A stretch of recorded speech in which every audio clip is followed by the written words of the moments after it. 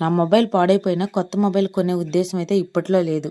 మా వారైతే తీసుకో ఏదో ఒక మొబైల్ అని అయితే సజెస్ట్ చేస్తున్నారు. అయినా వద్దు, క్రిస్మస్ హాలిడేస్ మరియు సంక్రాంతి అప్పుడైతే ఆఫర్లు, న్యూ ఇయర్ ఆఫర్స్ వస్తాయి. అప్పుడు మొబైల్స్ చాలా రేట్ తక్కువకి వస్తాయి అని అయితే నేను ఆలోచించి అప్పుడు తీసుకుందాం అని చెప్పాను. ఇప్పుడైతే మాక్సిమం ఏ మొబైల్ పట్టుకున్నా సరే 15,000, 20,000 అలా కాస్ట్ అయితే ఎక్కువగానే ఉంది.